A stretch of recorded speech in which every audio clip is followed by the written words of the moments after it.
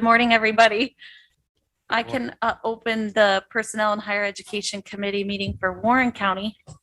Turn it over to Supervisor Thomas. Thank you. And I'd like to call the Finance Committee for Warren County to order. And we have to approve the minutes from September. I think we can do that at our next meeting. We'll just do both. I do believe we have a quorum and we're good to go. Great, thank you. I think it's to you, Dr. Duffy. Is the Finance Committee for Washington County, is that Brian?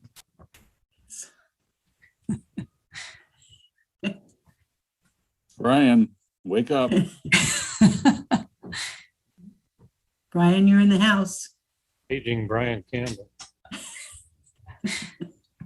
It looks like he stepped away someplace, but No, we can see his face. We just can't hear him.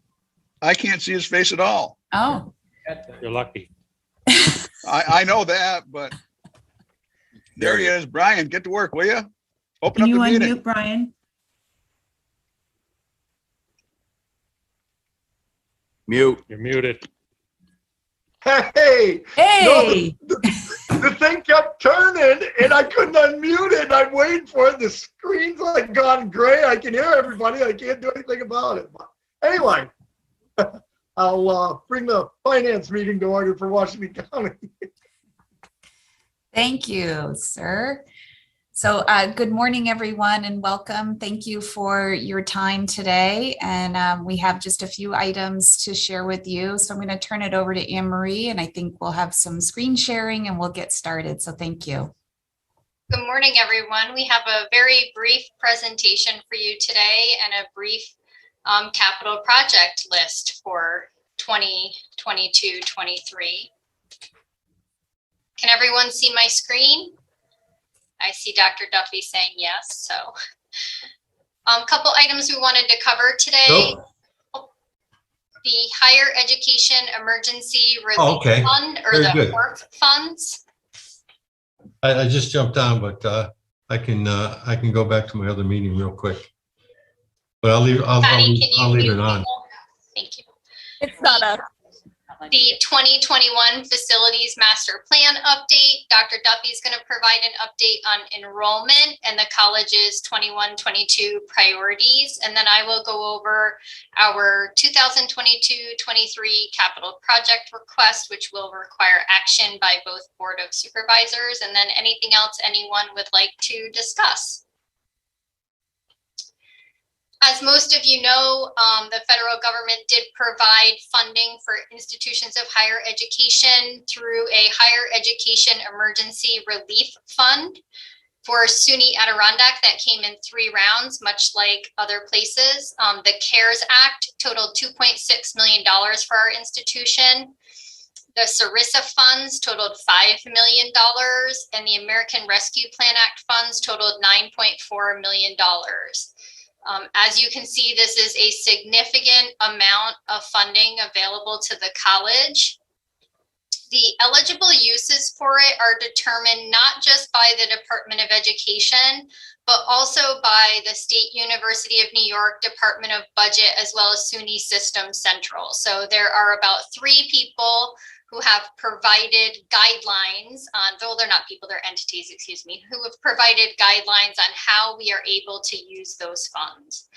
As you're aware, also worth noting, these are one-time funds to support institutions of higher education in serving students and ensuring that learning continues during the COVID-19 pandemic.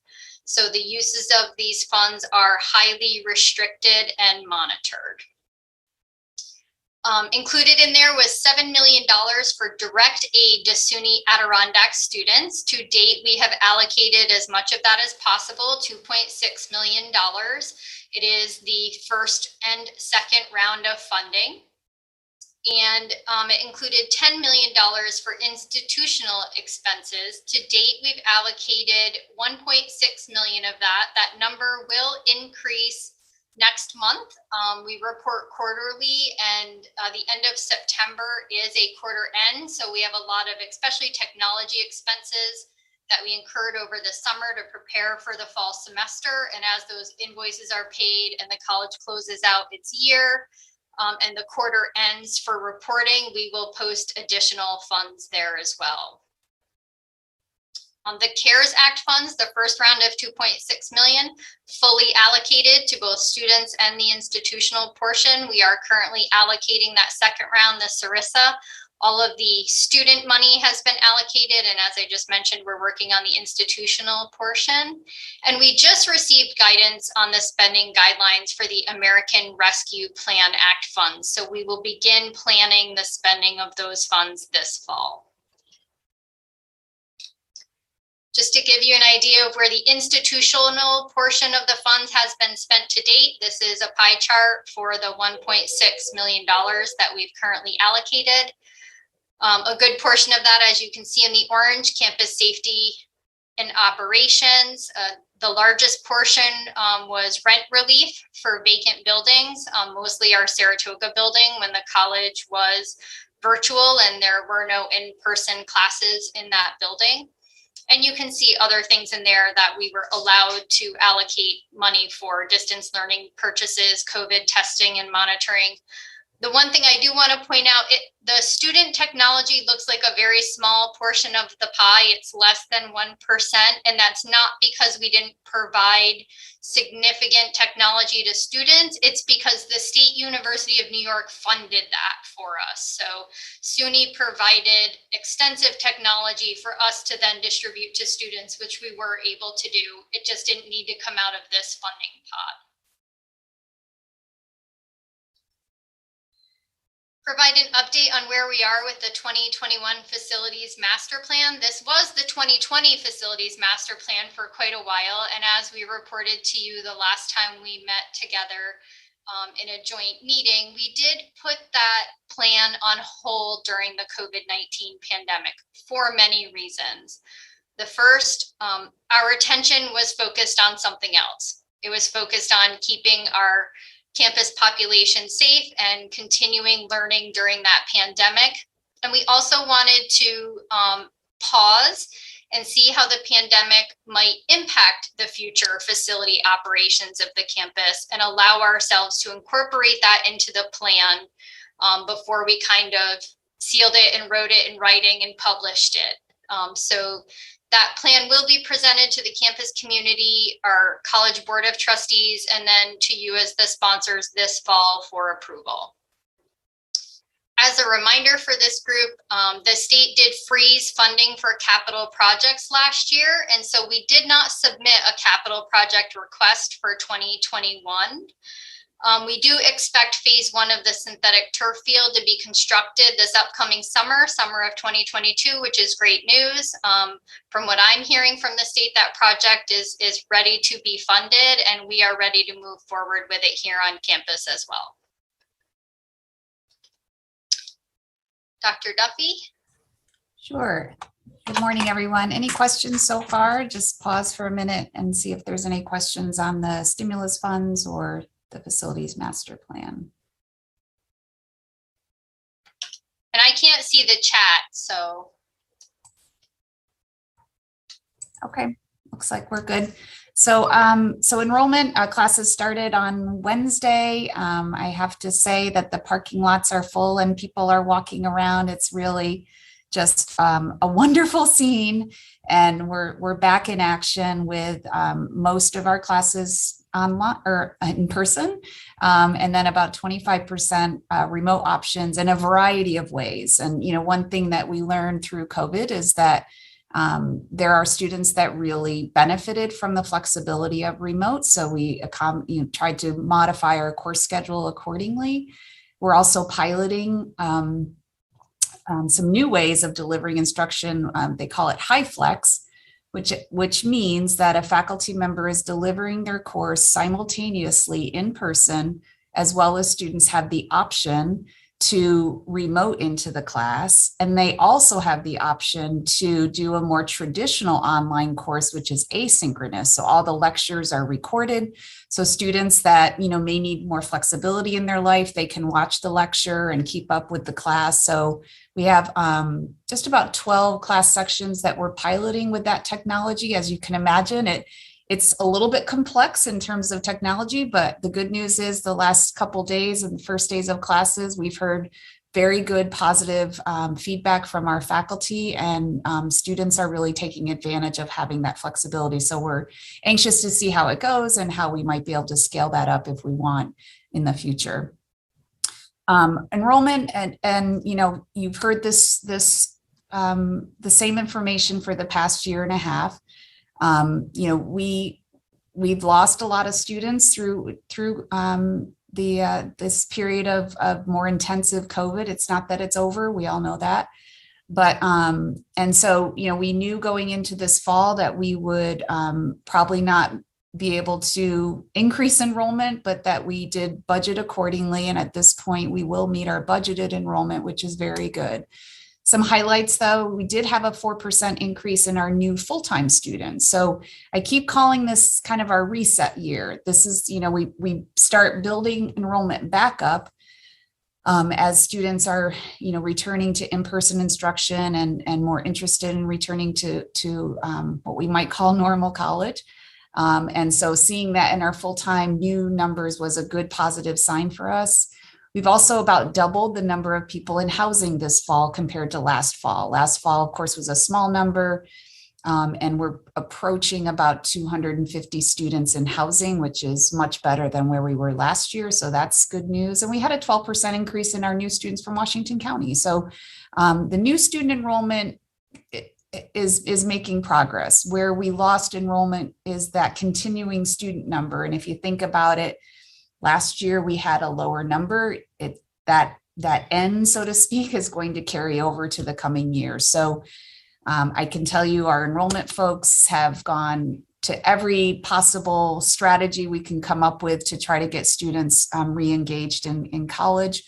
Our colleagues across the state and even in the country, community colleges are still seeming to be the sector of higher education that has had the hardest hit from COVID, and that hasn't changed. Again, in perspective, the students that have become most vulnerable during COVID are low-income students. That's a high percentage of students that we serve. So some students just are not coming back to college. And as you know, as many of our local employers continue to struggle, there are jobs out there. If people have a choice and they prefer to work than go to college right now, we are seeing that as well. But we're moving forward, and like I said, we're glad to see people in back. You can see even through a mask that students are smiling and happy to be back on campus. Our growth areas continue to be our work in our international education and working with Qatar. We now have about 50 or so students. I don't know the final number yet that we're serving in Qatar, which is more than we had last year. Our prison education program, which is specifically with Washington Correctional Facility, we now have 22 students enrolled there, which is really exciting. And we're working through all of what it takes to deliver education in a correctional facility, but it's moving forward. And we've also had a pretty nice increase in our out-of-state students this year to help balance out, some of the other enrollment declines. And we're particularly scaling up in terms of recruiting athletes. So, the best news is that we expect to meet our budgeted enrollment, which of course helps our bottom line. And then just our priorities for this year, of course, managing the ongoing pandemic and keeping people safe. All of our protocols that are in place include mask wearing throughout all of our indoor spaces, regardless of vaccination status.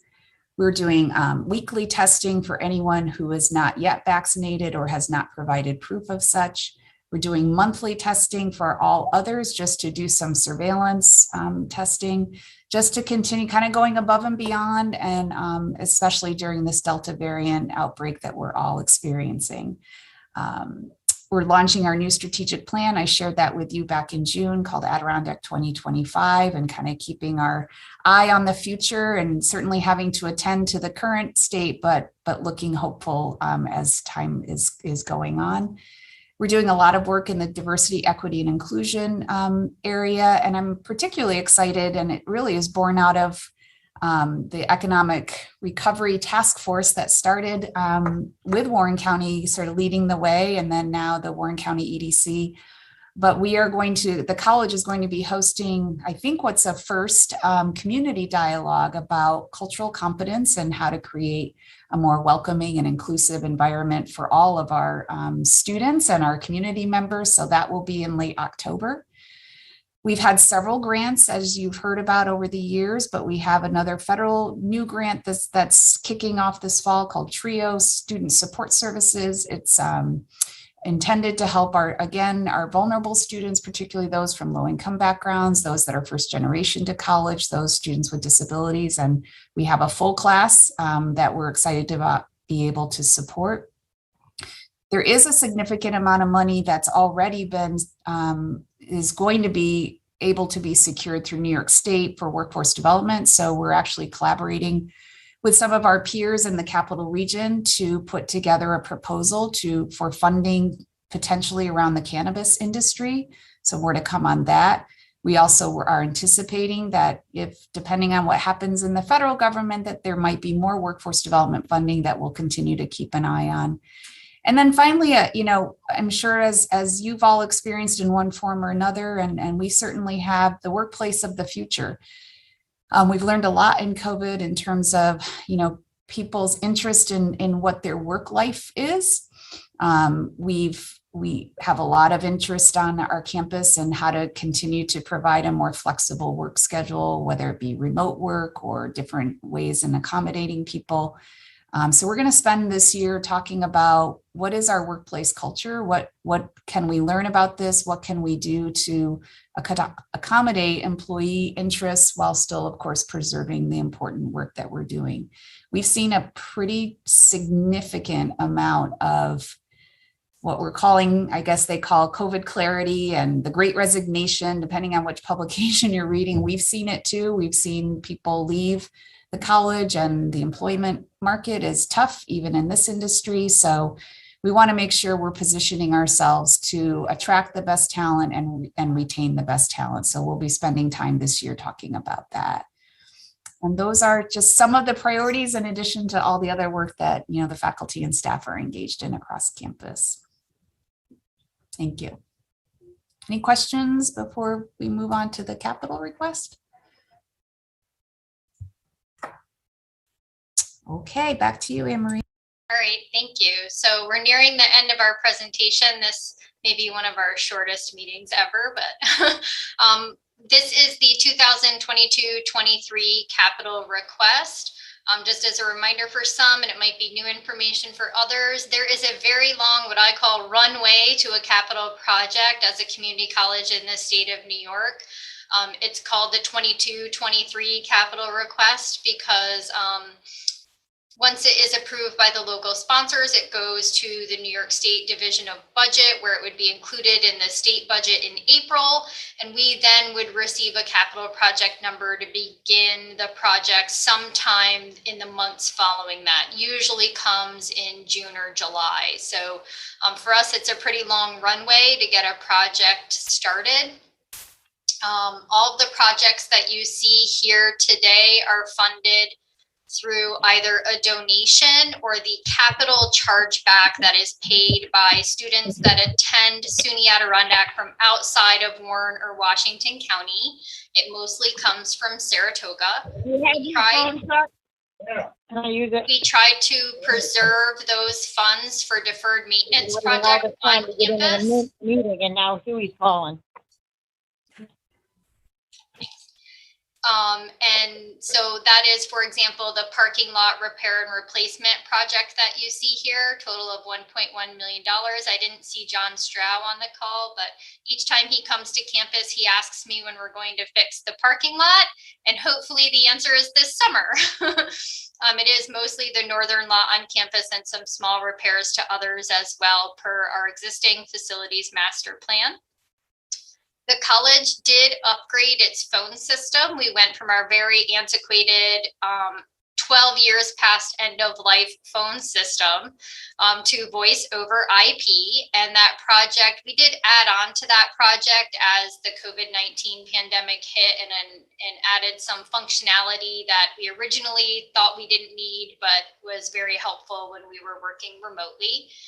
So that project is complete and paid for. And what I am looking to do here is recoup the state's 50% reimbursement. So we're looking to pass that project on as well.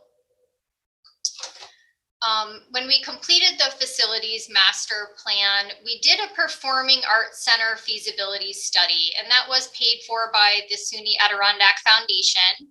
And so again, I'm just looking to recoup from the state 50% of the cost of that plan. We have in here some academic equipment. It's various academic equipment in various places across the campus. Again, was paid for with third-party donations to both Bryan Hall and Adirondack Hall, and that totals $400,000. And then for the cafeteria renovation, the college's food service provider funded the renovation to the cafeteria through our contract with them. And when I submitted this project originally, that contract wasn't complete yet, and I included the amount that was in the contract at that time. When the contract was finalized and signed, their contribution was $70,000 higher. So again, this work is done, it's been paid for, and I'm just looking to recoup 50% of that from the state of New York. Those projects total $1,701,500. I have broken out the funding for you, 600,000 of it, those local share capital chargebacks, most of which have come from Saratoga County. $215,750 in third-party donations. And then the in-kind donation is that Chartwell's donation for the cafeteria renovation. So that leaves no projects unfunded and no sponsor contribution requested for any of these projects. Does anyone have any questions about them?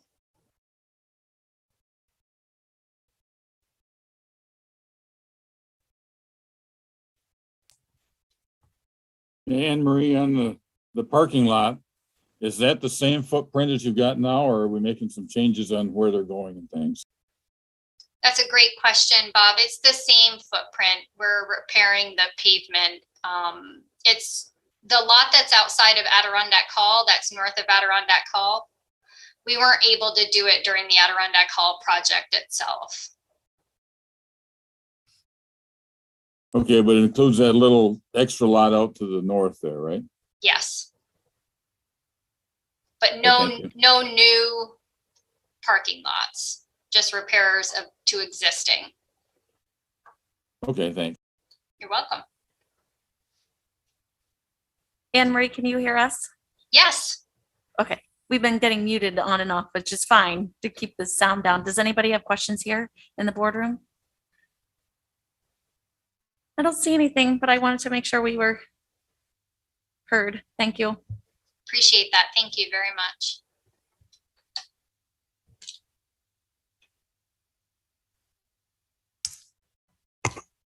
I have Supervisor McGowan in the room. Go ahead, Brad. Thank you. Brad McGowan here. The north lot, $1.1 million. Is that going to be an overlay, or they adding drains, or what is the future protection? I mean, those are some big parking lots you have there, and I was just, it's just a large number, and I was just thinking, is that just resurfacing, patching the holes, binding it, and then resurfacing, or? You're asking a level of detail that I don't necessarily know the answer to. The project costs that we include are those that are included in our facilities master plan. So JMZ architects and planners, when they did the plan, hired firms to help cost out the individual projects. And so those professional costing agencies estimated this to be the cost of that work. The project itself will be bid out through public bid, obviously, and scope of work would be done over this winter with engineers involved in that. But I can tell you the renovations needed out there are not just filling potholes. The parking lot is in a significant state of disrepair. And it's also some renovations to other lots on campus as well. It's just that is the majority of the work. No, and I understand. So because it sounds more, more in depth than just, patching and resurfacing. So obviously they're probably going to be working on a sub base and stuff like that. And I can look into it. I was just curious. Thank you. You're welcome. Sorry, I didn't have a better answer for you. Oh, no, that's quite all right. It was a tough one.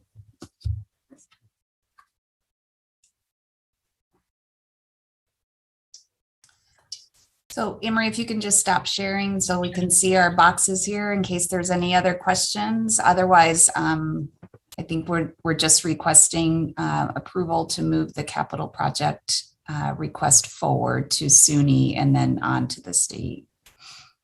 Is that right, Emery? It is. Yep. Thank you.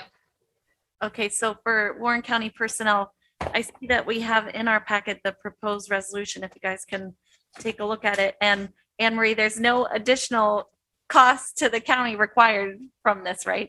That is correct. Right, okay.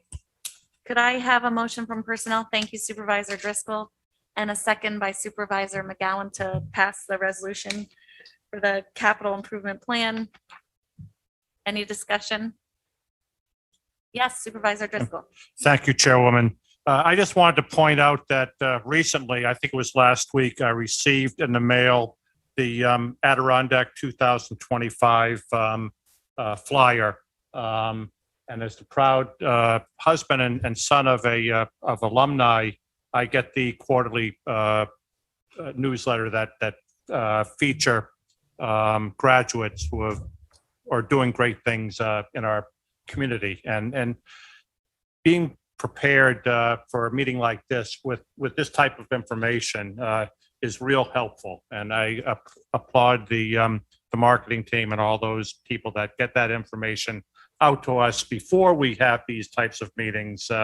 I can share it with the public who read about our votes in the Post-Star, but they don't read about where we're coming from before that. So again, these are real helpful as far as our my deliberations, and I'm sure everyone else's. Thank you.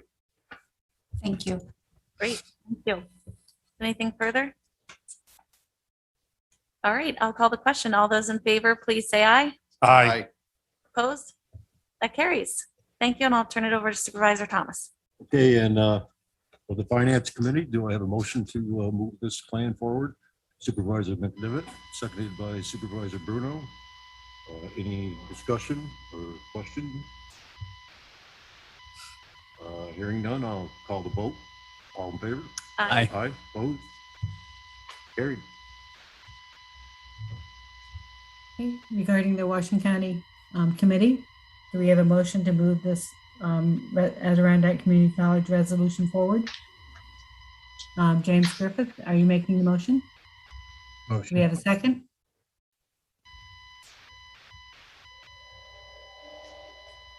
Sorry. Dave O'Brien, thank you. Thank you. All in favor? Maybe a raise of hands? Aye. Thank you. Any opposed? Okay, it passes to the Washington County Committee, and I will pass it on to Finance to Brian Campbell. Brian?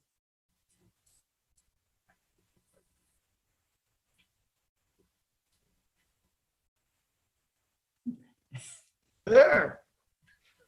It does it at the opportune time. Okay, so finance, is there a motion to move this forward? I'll move it, Brian. Okay, moved by Dave O'Brien, second by Bob Henke. Is there any discussion? All in favor, say aye. Aye. Opposed? We're carried. Looks good. Chris, one thing I wanted to mention, it was nice to see Washington County up 12% because we're actually short on chargebacks to the other colleges this year, about 85,000, which doesn't bode well for our people staying in SUNY Adirondack and going elsewhere, which I was very surprised because with everything being down, you would have assumed we would have budgeted enough. But that was just brought to my attention last week. So, yeah, so we should be up. Good. Thank you. Brian? I did Yes. want to say one thing. I am so pleased to see Adirondack Community College going to Salem Artworks for a walking tour. That's wonderful news. Great. And the amount of kids I've seen around Salem that I think because they hear more about Adirondack and are now going. So that networking is really helpful.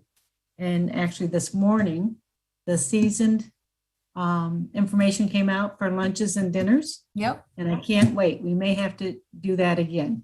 absolutely. I Thank love you. that. Yep, thank you, Sue. Great. And we spent a week at the Washington County Fair if you stopped by our booth, so, It's wonderful. all right. Okay. Anything else? Dr. Duffy, we just have one tiny piece of personnel issues. If you could leave your meeting open, because I think you're hosting. Correct. Yep. We've been made aware that there is an opioid settlement bankruptcy plan in our opioid case.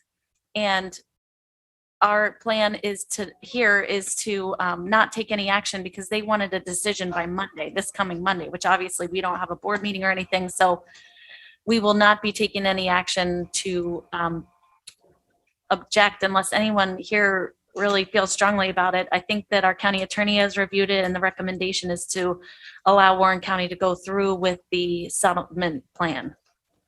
You want to add anything, Robert, just briefly?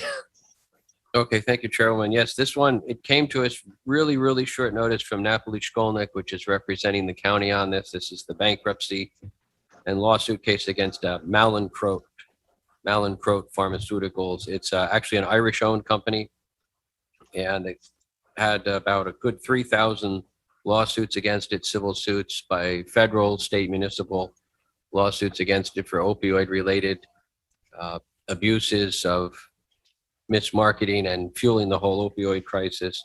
And the company filed a Chapter 11 bankruptcy petition last October, which kind of puts all that on hold. They're working out a settlement plan on it. And what we have now, they have to vote on it on the 14th of September. And they sent us a very short notice saying we need to know by noontime Monday whether you oppose this settlement plan or not, oppose us entering it or not. You don't have to approve it or anything, but if we object to it in any way, we would need to let Napoli Shkolnik know. Otherwise, they'll vote on the plan as our representative at it, along with all their other clients in favor of it. I don't see any reason not to really vote for it. I mean, we don't have any real bargaining power if we didn't and wanted to go on our own. But at this point, it hasn't cost Warren much to be in it. Napoli will get paid out of a share of money that's going to be allocated separately for attorney's fees. So they're going to be taken care of from the settlement. The settlement amount is going to be paid into a trust. Each state gets a certain share of it. New York State share is a little over 5% of the total amount that's going to be paid in. It hasn't been decided yet how that's going to get allocated out within the state. There's a couple different methods they can use for that. There's a certain default formula that it's called. And then there's also another way it could be done by an agreement where the state and the municipalities, the counties, cities, somehow through some mechanism, maybe lobbying through the legislature and that, work out some kind of agreement to disperse this money in certain amounts. So certain counties and towns and cities get more or less or however, but that would have to be worked out. So there's no set amount for the county yet on this. Depends on how much the state gets. And the amount that gets paid into the trust can vary too, based on some things of there is an incentive in a way for the company to pay in to the trust sooner, to kind of prepay the amount instead of paying it out over 7 or 8 years. It could pay it sooner. And if it pays it in sooner, then it pays a lesser amount. There's also some other things they haven't quantified yet, like the value of claims that basically the lawsuit value that Mallinckrodt may have against others, and what is the value of those, and how do we calculate that for what amount of money Mallinckrodt should put into this fund.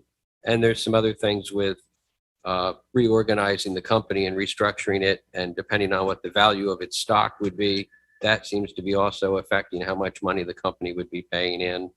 And it sounds like they're also working out, might even be like a management-led buyout of the company as part of the restructuring here with it. So there's kind of a lot of moving parts going on with that one. And being it's in the bankruptcy, that throws the other whole monkey wrench into it, that it's not like a regular lawsuit, because the bankruptcy court controls on it. There's the bankruptcy estate of whatever the company has and its worth. There's going to be money that's going to be allocated to the opioid creditors like Warren County and the state of New York and lots of other counties and cities around the country. And also money that's going to be allocated to non-bankruptcy creditors, bondholders, and other debt holders of the company. I have seen some of the documents on it, and they're forcing some of the bondholders to take what they call a cram down. Basically, they're lowering the value of the debts owed to some of those bondholders. So they're forcing them to take less. They certainly would, they would do the same thing to anybody else suing under another claim if they weren't part of this lawsuit. Okay, thank you, Robert. So I think the bottom line for us is that eventually some money may trickle down to Warren County if we stay in and allow us to be part of the settlement plan. If we don't, there's a lot of risk and we may end up with nothing. So I think we're just going to stay the course at this point. All right, the other thing I wanted to mention is we have the airport dedication at 2 p.m. this afternoon at Floyd Bennett Memorial Airport for Lou Tessier Way. And I'll take a motion to adjourn Warren County personnel. Yes, Supervisor McGowan, second by Supervisor Driscoll. All those in favor, please say aye. Aye. Aye. Opposed? That carries. Thank you for everyone's patience. Frank? Anything further for Finance Committee? Motion to adjourn, Supervisor McDevitt, seconded by Supervisor Bruno. All in favor? Aye. Aye. Or adjourn. Thank you. Back to the Washington County Committee. I've just been made aware that Dave O'Brien is not on our Washington County Committee. And so we would like to have maybe Jimmy Griffith, who did the second, make the motion if he's able to. And could we have a second? I'll make that Thank you, motion. I'll second that, so. Thank you, Brian. And all in favor? Aye. Thank you. Thank you very much. And do we have a motion to adjourn? So moved. Okay, and we'll pass it on to Brian to finance. Thanks, everybody. Have a good day. Yeah, unless anybody's got any, unless anybody else has anything for finance, we're adjourned. Thanks, everyone. Thank you. Have a great weekend. Thanks for your support. Thank you, guys. Great job. Thank you.